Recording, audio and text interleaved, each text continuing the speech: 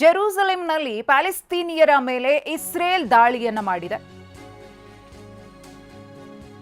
ಈದ್ ಉಲ್ ಫಿತ್ರ ಹಿನ್ನೆಲೆಯಲ್ಲಿ ಪವಿತ್ರ ಸ್ಥಳಕ್ಕೆ ಮುಸ್ಲಿಮರು ಭೇಟಿ ಕೊಟ್ಟಿದ್ರು.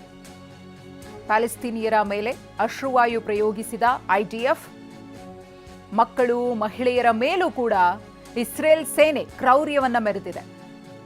ಅಶ್ರುವಾಯು ಸಿಡಿಸ್ತಾ ಇದ್ದಂತೆ ಪ್ಯಾಲೆಸ್ತೀನಿಯರು ದಿಕ್ಕಾಪಾಲಾಗಿ ಓಡಿದ್ದಾರೆ.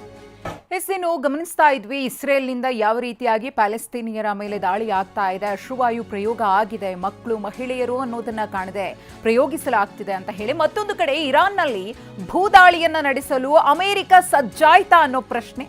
ಮಧ್ಯಪ್ರಾಚ್ಯಕ್ಕೆ 2ನೇ ಮರಿನ್ ತಂಡ ಕಳಿಸಿದ America. USS boxer, USS ಕಾಮ್ಸ್ಟಾಕ್, USS Portland 3 ಯುದ್ಧ ನೌಕೆಗಳ ಮೂಲಕ ಯೋಧರನ್ನ ರವಾನೆ ಮಾಡಲಾಗಿದೆ. ಭೂದಾಳಿಯನ್ನ ಮಾಡೋದಕ್ಕೆ ಅಮೆರಿಕ ಸಜ್ಜಾಯ್ತಾ ಅನ್ನೋ ಪ್ರಶ್ನೆ ಮೂಡ್ತಾ ಇದೆ. ಇರಾನ್ ಮೇಲೆ ತನ್ನ ದಾಳಿಯನ್ನ ಮತ್ತಷ್ಟು ಭೀಕರಗೊಳಿಸುತ್ತಾ ಅಮೆರಿಕ ಅನ್ನೋ ಕುತೂಹಲ ಮನೆ ಮಾಡಿದೆ.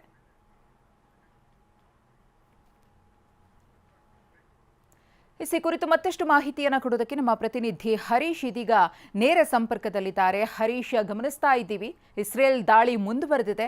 ಅದರಲ್ಲೂ ಜೆರೂಸಲೆಂನಲ್ಲಿ ಪ್ಯಾಲೆಸ್ತೀನಿಯರನ್ನ ಟಾರ್ಗೆಟ್ ಮಾಡಿಕೊಂಡು ಇಸ್ರೇಲ್ ದಾಳಿಯನ್ನು ಮಾಡೋದಕ್ಕೆ ಮುಂದಾಗಿತ್ತು. ಅಶ್ರುವಾಯು ಕೂಡ ಪ್ರಯೋಗ ಆಯಿತು. ಅಲ್ಲಿನ ಪರಿಸ್ಥಿತಿ ಆ ಕ್ಷಣ ಹೇಗಿತ್ತು ಅಂತ ಹೇಳಿ, ಇದು ಹೇಗೆ ಮತ್ತೆ ಮುಂದುವರಿಯುತ್ತೆ ಅಂತ ಹರೀಶ್? ಮಧುಶ್ರೀ, ಇಸ್ರೇಲ್, ಇರಾನ್ ಹಾಗೂ ಅಮೆರಿಕ ನಡುವಿನ ಯುದ್ಧ ಆರಂಭವಾಗಿ 3 ವಾರಗಳು ಮುಕ್ತಾಯ ಆಗಿದೆ. 4ನೇ ವಾರಕ್ಕೆ ಈಗ ಯುದ್ಧ ಕಾಲಿಡ್ತಾ ಇರುವಂತಹದ್ದು.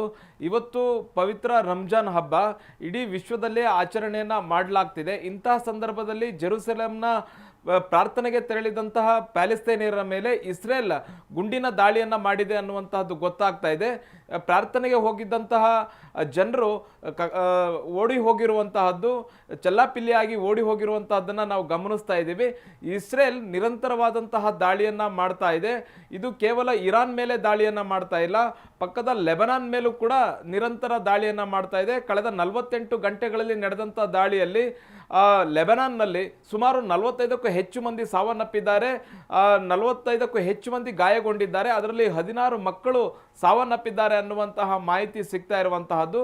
ಇದುವರೆಗೆ ನಡೆದಂತಹ ದಾಳಿಯಲ್ಲಿ ಕಳೆದ 3 ವಾರಗಳಲ್ಲಿ ಲೆಬನಾನ್ನಲ್ಲಿ ಸುಮಾರು 1000ಕ್ಕೂ ಹೆಚ್ಚು ಮಂದಿ ಹತರಾಗಿದ್ದಾರೆ ಇಸ್ರೇಲ್ ದಾಳಿಯಿಂದ ಅನ್ನುವಂತಹದ್ದು ಲೆಬನಾನ್ನ ಸರ್ಕಾರಿ ಅಧಿಕೃತ ಮಾಹಿತಿಗಳು ಹೇಳ್ತಾ ಇರುವಂತಹದ್ದು. ಇನ್ನು ಬಹುಮುಖ್ಯವಾಗಿ ಕೊಲ್ಲಿ ರಾಷ್ಟ್ರಗಳಲ್ಲಿ ಇರಾನ್ ನಿರಂತರವಾದಂತಹ ದಾಳಿಯನ್ನು ಮುಂದುವರಿಸಿದೆ. ಇವತ್ತು ಬೆಳಗ್ಗಿನಿಂದಲೂ ಕೂಡ ಸೌದಿ ಅರೇಬಿಯಾದ ಮೇಲೆ, UAE ಮೇಲೆ ನಿರಂತರವಾದಂತಹ ದಾಳಿಯನ್ನು ಮಾಡ್ತಾ ಇದೆ. ಏರ್ಪೋರ್ಟ್ ಮೇಲೂ ಕೂಡ ಇವತ್ತು ದಾಳಿಯಾಗಿದೆ.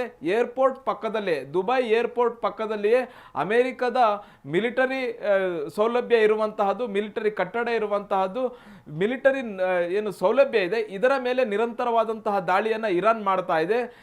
ಇದರ ಮೇಲೆ ಕ್ಷಿಪಣಿ ದಾಳಿ ಮಾಡಿದಂತಹ ಸಂದರ್ಭದಲ್ಲಿ ಅದರಿಂದ ಹಾರಿ ಬರುವಂತಹ ಅವಶೇಷಗಳೇನಿದೆ ಅವು ಏರ್ಪೋರ್ಟ್ನ ಮೇಲೆ ಬಿದ್ದಿರುವಂತಹದ್ದು. ಜನರು ಕೂಡ ಓಡಿ ಹೋಗಿದ್ದಾರೆ. ಏರ್ಪೋರ್ಟ್ನಲ್ಲಿದ್ದಂತಹ ಪ್ರಯಾಣಿಕರಾಗಿರ್ಬೋದು, ಇತರ ಸಿಬ್ಬಂದಿಗಳಾಗಿರ್ಬೋದು, ಅವರು ಹೆದರಿ ಓಡಿ ಹೋಗಿರುವಂತಹ ದೃಶ್ಯಗಳು ಕೂಡ ಕಾಣಬಹುದಾಗಿದೆ. ಬಹುಮುಖ್ಯವಾಗಿ ಇರಾನ್ ತೈಲ ಘಟಕಗಳನ್ನು ಗುರಿಯಾಗಿರಿಸಿಕೊಂಡು ಮಾಡ್ತಾ ಇರತಕ್ಕಂತಹ ದಾಳಿ ಏನಿದೆ, ಇಡೀ ವಿಶ್ವಕ್ಕೆ ಈಗ ತೈಲ ಅಭಾವ ಸೃಷ್ಟಿಯಾಗಿರುವಂತಹದ್ದು. ಒಂದು ಕಡೆ ಸೌದಿ ಅರೇಬಿಯಾ ಹೇಳ್ತಾ ಇದೆ ಇದೇ ರೀತಿಯಾದಂತಹ ಯುದ್ಧ ಇನ್ನೂ ಏಪ್ರಿಲ್ ತನಕ ಏನಾದರೂ ಮುಂದುವರಿದಿದೆ ಆದಲ್ಲಿ $180 ಒಂದು ಬ್ಯಾರೆಲ್ ತೈಲ ಬೆಲೆಯ ಬ್ಯಾರೆಲ್ $180 ಆಗುವಂತಹ ಮುನ್ಸೂಚನೆ ಇದೆ ಅನ್ನುವಂಥ ಎಚ್ಚರಿಕೆಯನ್ನು ಕೊಟ್ಟಿರುವಂತಹದ್ದು. ಈ ಯುದ್ಧದ ಮಧ್ಯೆ ಇರಾನ್ ಎಚ್ಚರಿಕೆಯನ್ನು ಕೊಟ್ಟಿದೆ, $200 ಆಗುತ್ತೆ ಒಂದು ಬ್ಯಾರೆಲ್ ತೈಲ ಬೆಲೆ ಅನ್ನುವಂತಹದ್ದು. ಈಗ ತೈಲ ಘಟಕಗಳು ಗುರಿಯಾಗಿರಿಸಿಕೊಂಡು ಇರಾನ್ ದಾಳಿಯನ್ನು ಮಾಡ್ತಾ ಇದೆ. ಜೊತೆಗೆ ಈಗ ಅಮೆರಿಕದ ದೊಡ್ಡ ದೊಡ್ಡ ಯುದ್ಧ ನೌಕೆಗಳು ಈಗ ಅರಬ್ಬಿ ಸಮುದ್ರದ ಮೂಲಕ ಈಗ ಬರ್ತಾ ಇರುವಂತಹದ್ದು. ಏನಾದರೂ ಭೂದಾಳಿಗೆ ಏನಾದರೂ ಅಮೆರಿಕ ಸಿದ್ಧ ಆಗ್ತಾ ಇದೆ ಅನ್ನುವಂತಹ ಚರ್ಚೆಗಳು ಕೂಡ ನಡೀತಾ ಇದೆ. ಯಾಕಂದ್ರೆ ಭೂದಾಳಿ ಮೂಲಕ ಇರಾನ್ ಅನ್ನ ಎದುರಿಸುವಂತಹದ್ದು ಅಮೆರಿಕಕ್ಕೆ ಬಹಳಷ್ಟು ಕಷ್ಟದ ಕೆಲಸ. ಬೇರೆ ಬೇರೆ ದೇಶಗಳು ಸಾಥನ್ನ ಕೊಡಬೇಕಾಗತ್ತೆ. ಬೇರೆ ದೇಶಗಳ ಸಾಥ್ ಇಲ್ದೇನೆ ನೇರವಾಗಿ ಅಮೆರಿಕವೇ ಬಂದು ಇರಾನ್ನ ವಿರುದ್ಧ ಹೋರಾಟ ನಡೆಸುವಂತಹದ್ದು ಬಹಳಷ್ಟು ಕಷ್ಟ ಇರುವಂತಹದ್ದು. ಮತ್ತೆ ಅಮೆರಿಕಕ್ಕೆ ಈ ಯುದ್ಧದಿಂದ ಹಿಂದೆ ಸರಿಬೇಕು ಅನ್ನುವಂಥ ನಿಟ್ಟಿನಲ್ಲಿ ಜಾಗತಿಕ ಒತ್ತಡ ಕೂಡ ಜಾಸ್ತಿ ಆಗ್ತಾ ಇದೆ. ಮಧುಶ್ರೀ, ಧನ್ಯವಾದ ಹರೀಶ್ ತಮ್ಮ ಮಾಹಿತಿಗಾಗಿ. ಇನ್ನು ಯುದ್ಧದ ನಡುವೆ ರೂಪಾಯಿ ಮೌಲ್ಯ ಸಾರ್ವಕಾಲಿಕ ಕುಸಿತ ಕಂಡಿದೆ. ಒಂದು ಕಡೆ ಗಮನಿಸ್ತಾ ಇದ್ದೀವಿ ಏನೇನು ಆಗ್ತಾ ಇದೆ ಬೆಳವಣಿಗೆಗಳು ಅಂತ.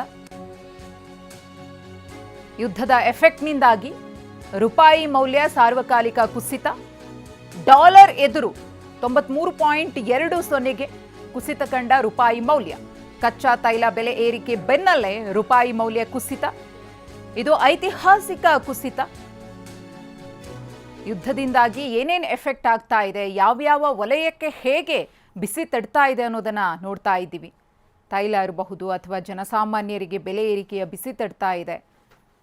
ಇದು ಕೇವಲ ಒಂದೆರಡು ದೇಶಗಳಿಗೆ ಮಾತ್ರ ಸೀಮಿತವಾಗಿಲ್ಲ, ಇಡೀ ವಿಶ್ವಕ್ಕೆ ಒಂದಲ್ಲ ಒಂದು ರೀತಿಯಲ್ಲಿ ಎಫೆಕ್ಟ್ ಆಗ್ತಾ ಇದೆ. ಅದರಲ್ಲೂ ಭಾರತಕ್ಕೆ ಅತಿ ಹೆಚ್ಚಿನ ದುಷ್ಪರಿಣಾಮ ಯುದ್ಧ ಬೀರ್ತಾ ಇದೆ. ಇದೀಗ ರೂಪಾಯಿ ಮೌಲ್ಯ ಸಾರ್ವಕಾಲಿಕ ಕುಸಿತವನ್ನು ಕಂಡಿದೆ. 93.20ಗೆ ರೂಪಾಯಿ ಮೌಲ್ಯ ಕುಸಿದಿದೆ. ಹಿಂದೆಂದೂ ಕಂಡು ಕೇಳರಿಯದಂತಹ ಕುಸಿತ ಇದು.